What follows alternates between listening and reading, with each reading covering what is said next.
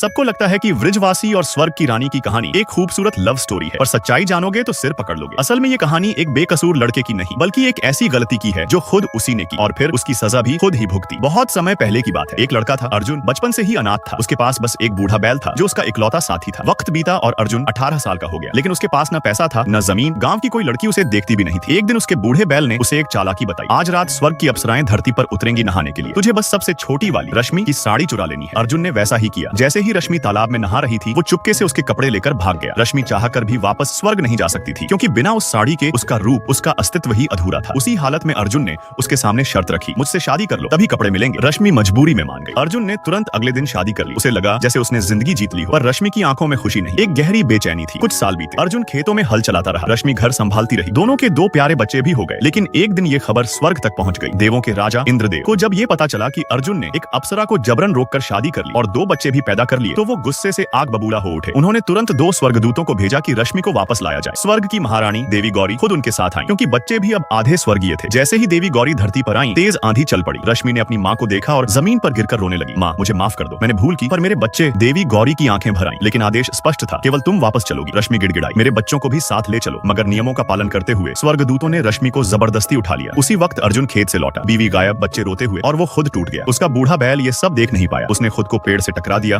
और उसकी सींग टूटकर जमीन पर गिर गई। वो टूटी सींग जादुई रूप से एक छोटी नाव में बदल गई। बैल ने कहा, जल्दी बच्चों को लेकर इस नाव पर चढ़ जा। अर्जुन ने बच्चों को उठाया, नाव में बैठा, और तभी वो नाव काली धुआं उड़ाती हुई आसमान में उड़ चली। वो सीधा रश्मि की ओर उड़ रहा था। बस थोड़ी दूर और थी कि तभी देवी गौरी ने अपनी जूड़े से चांदी की सुई निकाली और आकाश में खींच दिया। एक लंबा तेज रेखा, एक आकाशगंगा जो अब मिल्की वे कहलाती है, दोनों के बीच दीवार बन गई। अर्जुन अपनी पत्नी को सिर्फ दूर से देख सकता था। बच्चे तड़पते हुए चिल्लाते रहे, पर रश्मि कुछ न कर सकी, सिर्फ आंसू बहाती रही। उसी पल न जाने कहां से हजारों चिड़ियां चकवा चकवी आकर एक पुल बना देती है। इसे चिड़ियों का पुल यानी चकवा पुल कहा गया, और उस दिन परिवार फिर एक बार मिल पाया। देवी गौरी का दिल पसीज गया। उन्होंने इंद्रदेव से विनती की, हर साल सावन की 7वीं रात को इन्हें मिलने दिया जाए। इंद्रदेव ने अनुमति दे दी, पर एक दिन वहाँ, एक साल यहाँ। अर्जुन हर दिन मेहनत करता, खेत जोतता, बच्चों को पालता, और पूरे साल इंतजार करता उस एक दिन का, जिस दिन उसे अपनी पत्नी से मिलने का मौका मिलता। उधर रश्मि जो हर दिन अपने बच्चों को देखती, पर अर्जुन से सिर्फ उस एक दिन ही मिल पाती। अब सोचो, क्या वाकई ये एक प्रेम कहानी थी, या फिर अर्जुन की वो एक गलती जो उसकी पूरी जिंदगी पर भारी पड़ गई। कहानी खत्म हुई, पर सवाल बाकी है, प्यार जबरदस्ती होता है क्या? अगला पार्ट देखने के लिए सब्सक्राइब करें।